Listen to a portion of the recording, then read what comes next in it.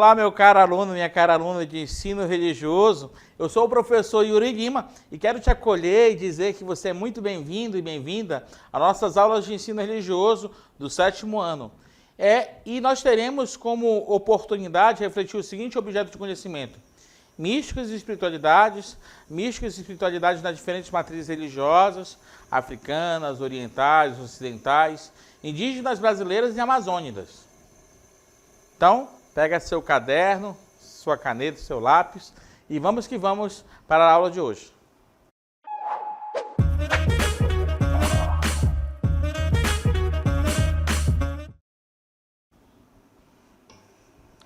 Bem, eu acho que é importante nós lembrarmos o que move, o que de certa forma é a força motora de toda a reflexão do ensino religioso, das ciências da religião.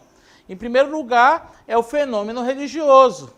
E esse fenômeno religioso ele tem como pressuposto a dimensão da fé. A fé que as pessoas têm nas mais variadas matrizes religiosas. É bom relembrar também do conceito de religião. No 6º ano, nós tivemos a oportunidade de lembrar, de pensar, de entender a religião como religarem, com essa religação entre o ser humano e o transcendente. E aqui nós queremos presentear a aula de hoje com uma reflexão que é muito válida, a dimensão do como é que a fé ela se desdobra no campo da existência, sua, minha, de cada um de nós. E por isso que nós temos como tema de hoje a questão da mística e da espiritualidade, que seria, na verdade, esse desembocar, essa ação da fé e essa conexão entre ser humano e transcendente, e também significados, tá bom? Vamos lá, então, ver. Mística e espiritualidade estão interligadas, complementando-se, manifestando-se na prática da comunicação com a divindade, nas mais variadas tradições religiosas, né? Nós podemos dizer que nós vamos ver como elas se manifestam nas principais matrizes religiosas do mundo, né? Para pensar aqui, por favor, como que... Então, para pensar na questão... Isso. Como que, de repente, a dimensão da religião ela se conecta com o transcendente? Quando pensamos em religião, pensamos na ideia de um eu, uma pessoa humana, que se conecta com a dimensão do transcendente. Digamos aqui, por exemplo, a ideia de Deus. Essa conexão, esse religarem, né, que se pressupõe que essa ligação uma vez foi rompida, mas de alguma maneira é restabelecida. E aqui nós dizemos que a fé é o elemento central dessa comunicação entre Deus, entre o transcendente e o ser humano, entre você e Deus. Aqui nós queremos entender que essa maneira de se comunicar, ela vai, de certa forma, desembocar na mística, nas místicas, né? E nas espiritualidades, que as diferentes religiões vão, de alguma maneira, dar corpo a esse fenômeno, ok? Então, é muito importante nós termos essa ideia. Tudo bem? Então, essa ideia, essa conexão de como é que a mística ela transparece na vida humana, como é que a espiritualidade transparece na vida humana, e observar que isso tudo faz parte do fenômeno religioso. Ok? Então, nós vamos ver alguns conceitos muito importantes nesse sentido. Vamos lá, então? Por exemplo, quando nós pensamos em mística, tem gente que pensa que mística a pessoa está lá no outro lado do mundo. Não, não é nada, nada demais. A mística é a experiência plena da vida, é uma percepção profunda que ultrapassa o comum. Ela não é exclusiva de poucos, mas é uma característica essencialmente humana. Então, nós poderíamos dizer que essa experiência de sentido né, de percepção profunda da realidade, é o campo da mística. Mas é interessante que toda pessoa humana, ela pode acessar esse terreno na mística. Independente se ela for religiosa ou não, né?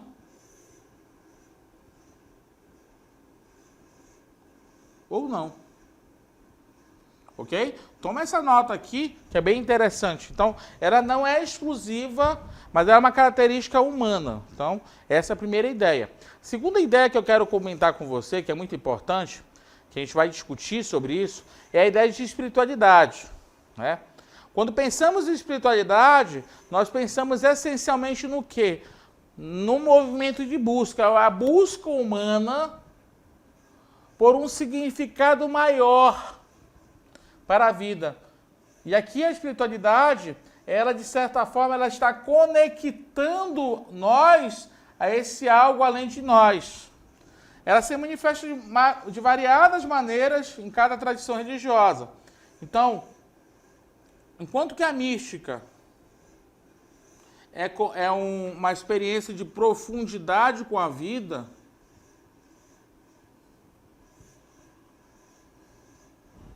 a espiritualidade, ela vai ser esse movimento de busca.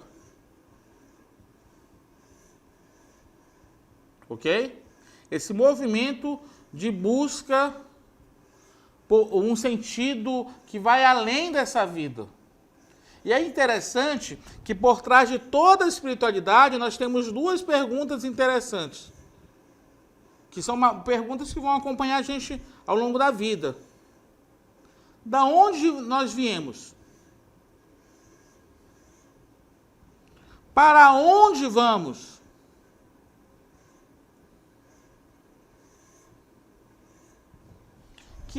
São perguntas fundantes. Uma vez na vida você vai perguntar sobre isso. Você vai perguntar, mãe, de onde que eu vim? Eu vim da cegonha? Eu vim de repente, sei lá, de uma partícula do universo?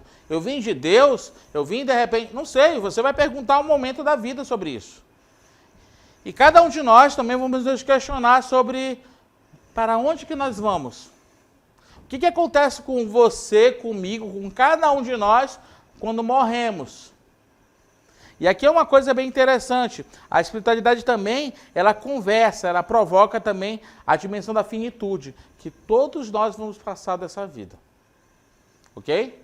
E aqui nós queremos também fazer algumas diferenciações e conexões, né? Enquanto a espiritualidade é a manifestação organizada da mística, conectando essa experiência íntima com práticas de vida. A mística já seria essa força. Nós vamos lá na próxima cartela.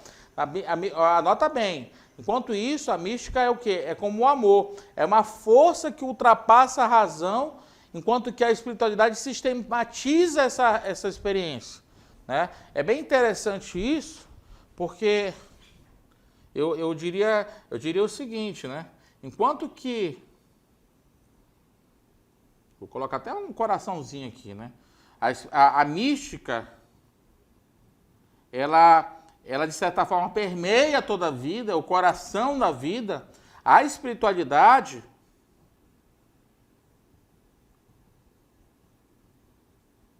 ela é a maneira organizada de entender a mística, de dar nome a essa mística, de conversar com esse sentido profundo da vida.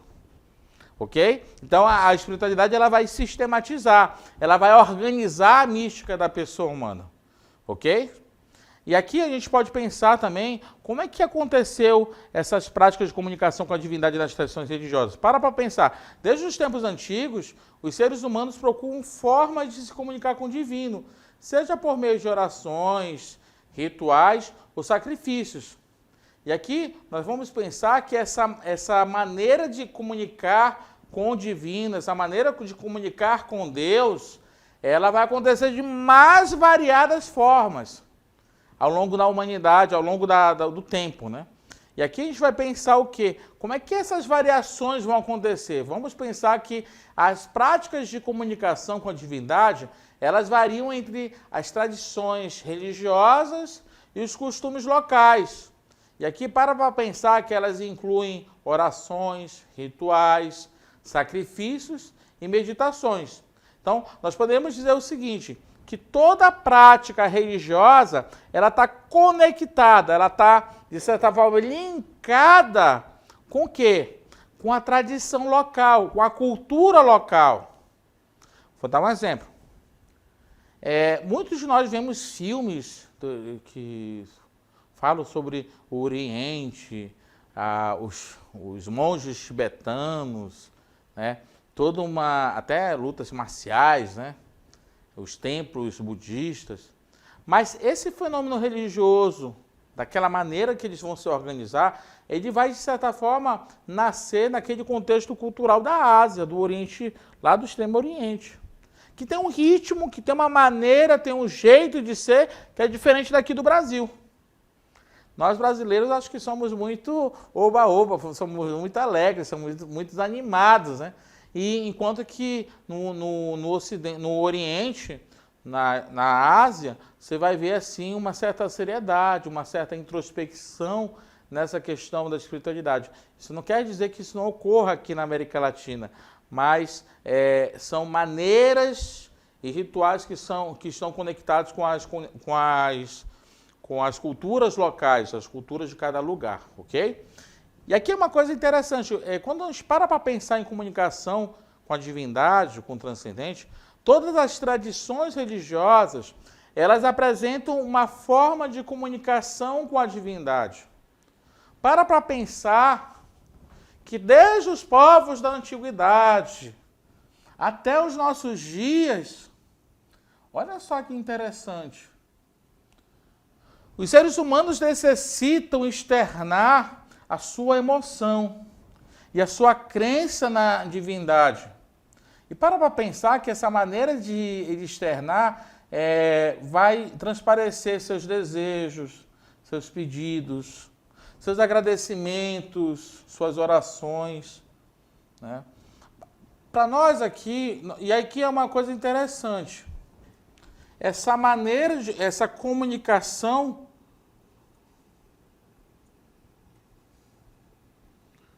ela está ligada à cultura local.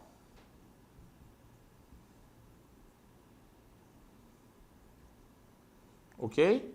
Isso é muito interessante pensar. Vou dar um exemplo aqui para você, tá?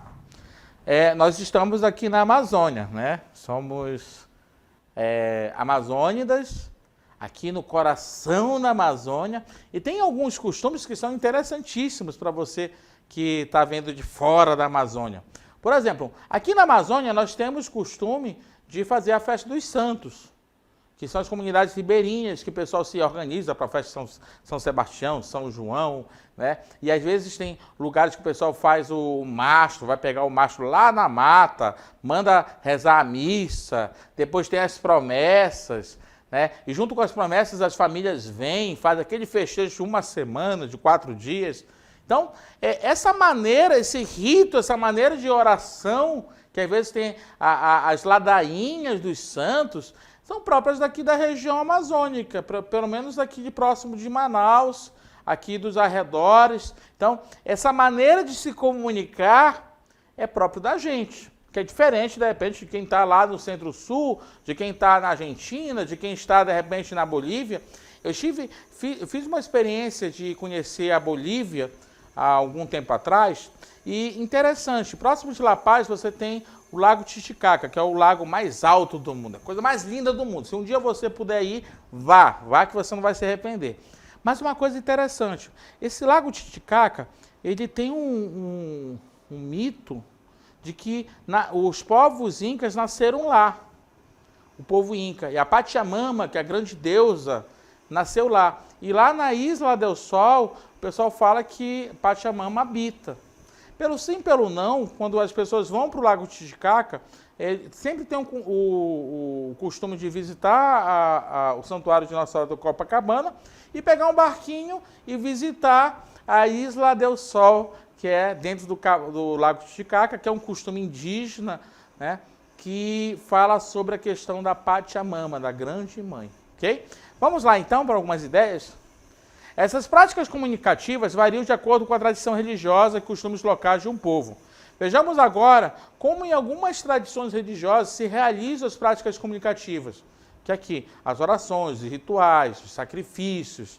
Como é que isso vai acontecer? Como é que acontecem também as práticas espirituais, tais como a meditação, né, o jejum, o autoflagelo, como acontece lá na Filipina, a entoação de mantras, como acontece no shintoísmo, no budismo, os cânticos, como acontece no protestantismo, entre outros, né? E aqui eu queria que você anotasse bem esses conceitos, né? Quando a gente para pensar em rituais e orações, anota lá, por favor. O que seria oração? A oração é um ato de comunicação com o divino, seja para louvar, para agradecer ou pedir. Presta atenção aqui, que isso aqui é matéria de prova, tá? Quando você for escrever, escreve lá, olha, o que seria orientação? É essencialmente um ato de comunicação. É um ato de diálogo. Ok? Então, todo diálogo, só que esse diálogo não é com qualquer pessoa, é com Deus. E esse diálogo, você vai utilizar isso para louvar, para agradecer, para pedir. Por outro lado, toda a comunicação, ela pressupõe um ritual. E os rituais são o quê? As orações geralmente são acompanhadas de rituais, que podem incluir gestos, cânticos, objetos sagrados. Então, nós poderíamos dizer o seguinte, que toda oração, ela de alguma maneira está consorciado com o ritual. Ok? Toda oração é um diálogo com Deus. Um diálogo com o transcendente. E esse diálogo ele está consorciado a gestos. Ok? Para pensar aqui comigo, rapidinho. Presta atenção. Você já foi para uma igreja, às vezes pode ser uma igreja católica, evangélica, sempre as pessoas vão usar gestos. Seja pegar a mão para ficar desse jeito, ou fazer as mãos. As mãos são gestos. Às vezes o pessoal vai usar a Bíblia, vão usar um incenso, vão dançar, vão fazer alguma coisa, né? Então, o corpo de alguma maneira reza junto com a pessoa. Não é simplesmente só falar.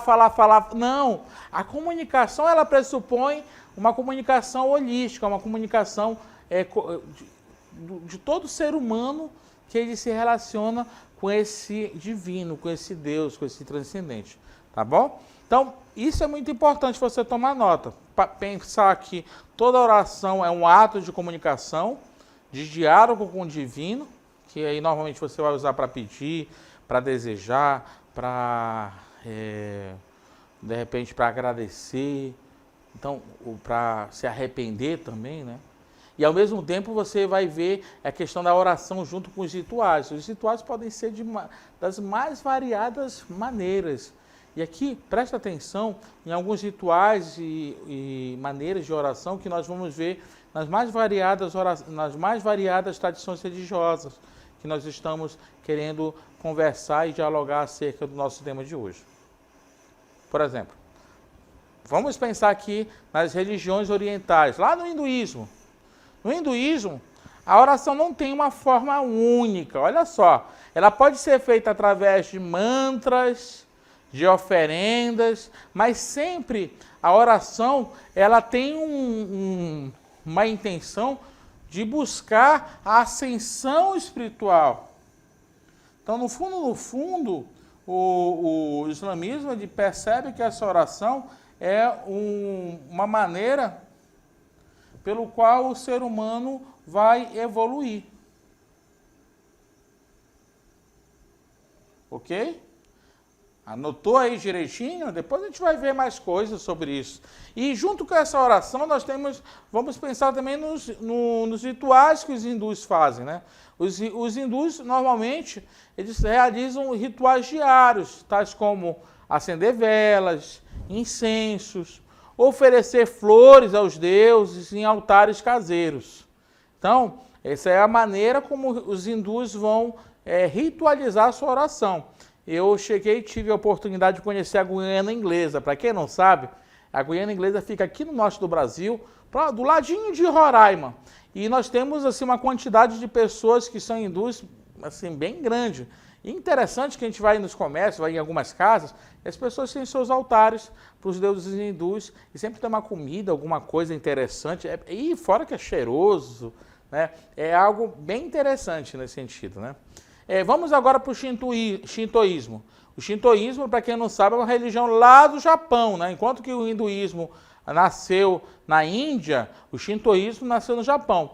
No shintoísmo, os seguidores acreditam que os espíritos, que é o kami, eles habitam a natureza e oram para eles, tanto em casa quanto nos santuários.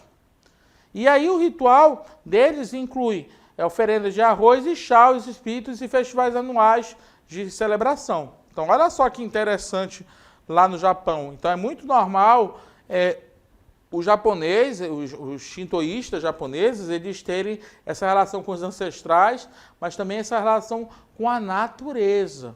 E aí as oferendas passam sempre por oferendas de comida. Eles pensam que todos os ancestrais, os espíritos, estão aí, vagando pelo mundo. Ok?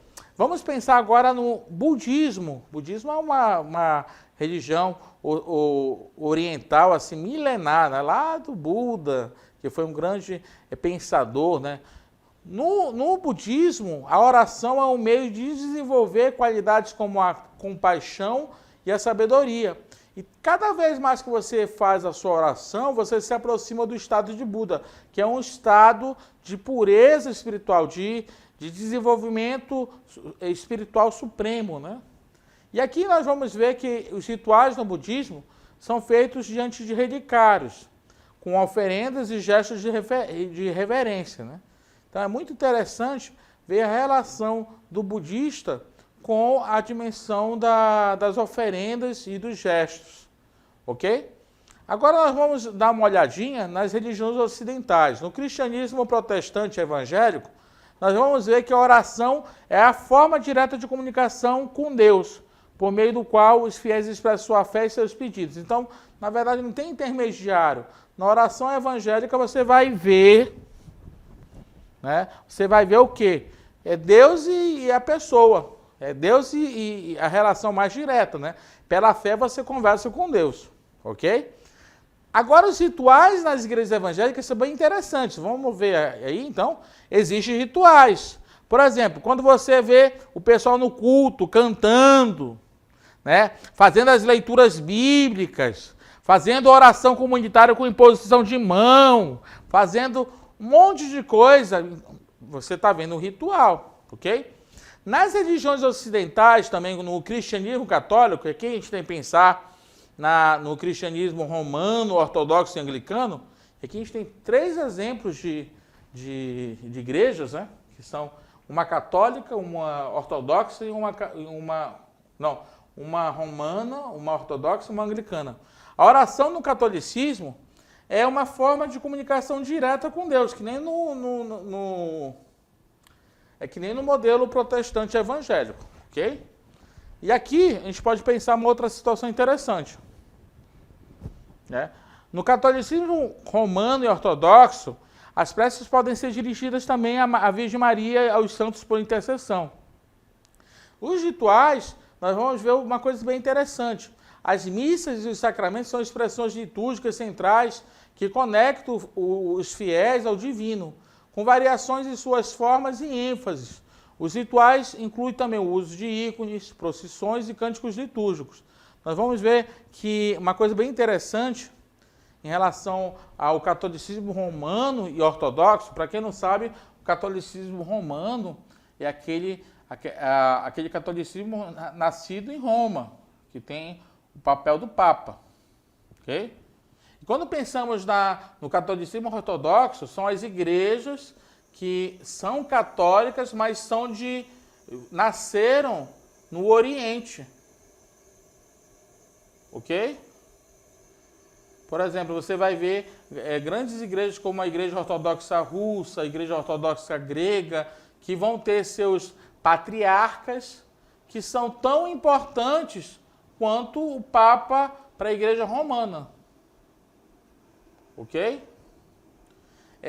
Nós vamos ver também que no anglicanismo nós vamos ter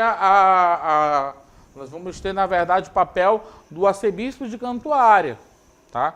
Que também vai exercer o papel de liderança para os anglicanos na Inglaterra. Então, nós temos essas três igrejas, esses três ramos do catolicismo, que tem uma coisa bem em comum, né? Uma que é essa questão da liturgia, dos sacramentos, também tem a questão da crença nos santos, na Virgem Maria, mas isso que foi colocado também é o uso de ícones, o uso também de objetos litúrgicos, a celebração eucarística, que é a missa para os católicos romanos, mas que para os ortodoxos e para os anglicanos tem a mesma validade. Então, tudo isso vocês vão ver como rituais dessas religiões de matriz católica, só que com subdivisões, oriental, romana e anglicana, ok? Vamos lá, também uma outra coisa interessante, esses três ramos oferecem distintas formas de vivenciar a espiritualidade dentro do cristianismo católico, com variações nas orações, nos rituais e nas tradições litúrgicas, embora todos compartilhem o foco na Eucaristia e na busca por uma conexão profunda com o divino, ok? E por fim nós vamos ver a visão judaica, olha só que interessante. No judaísmo, nós vamos ver que as preces seguem rituais tradicionais e são dirigidas diretamente a Deus. E aqui nós temos também alguns rituais do judaísmo. Por exemplo, os objetos litúrgicos como o tefilin ou o kippá, kippá, para quem não sabe, é aquele chapéuzinho que a gente coloca na cabeça para fazer a oração como judeu, é parte do ritual judaico diário, além das celebrações de festividades como o Yom Kippur, que é a festa do perdão, ok? Nós vamos também ver a visão islâmica, que os muçulmanos eles prezam pelas 5 orações diárias, que é o salat, são obrigatórias e ajudam a manter o fiel conectado com Deus ao longo do dia. Então, e é bem interessante que essas 5 orações, quando o muçulmano ele faz, ele tem que se purificar primeiro para poder fazer o salat. E cada oração ela envolve gestos e palavras específicas, sempre direcionadas a Meca. Olha só que interessante. Eu tive uma experiência muito interessante quando fui a Amsterdã, e uma coisa, não só em Amsterdã, como em outros aeroportos, você vai ver centros de oração que são usados pelas mais diversas religiões do mundo. E aí, sempre próximo de um centro de oração, você vai ver um banheiro que às vezes o pessoal, antes de fazer a sua oração como muçulmano, ele vai lavar as mãos, lavar os pés, lavar o rosto, para começar a fazer a sua oração. E um pessoal muito gentil, muito amável, que é muito solidário e que tem todo esse cuidado em relação a fazer as suas 5 orações durante o dia. Tá bom? Então, que bom que nós chegamos até aqui, tivemos um ótimo diálogo sobre essa dimensão da mística e da espiritualidade e vimos como é que isso transparece nas mais variadas religiões aí da humanidade, né? Desde religiões orientais até religiões ocidentais. E aqui eu quero te convidar para juntos e juntas, a partir dessa aula, você aprofundar os conhecimentos, fazer a sua pesquisa, verificar outras tradições religiosas, que com certeza isso nos ajuda a ter um melhor senso de humanidade e também de respeito ao diferente. Pensar as religiões é pensar também o respeito cultural e o respeito ao ser humano e sua dignidade humana. Tá bom? Muito obrigado até aqui e vamos que vamos juntos.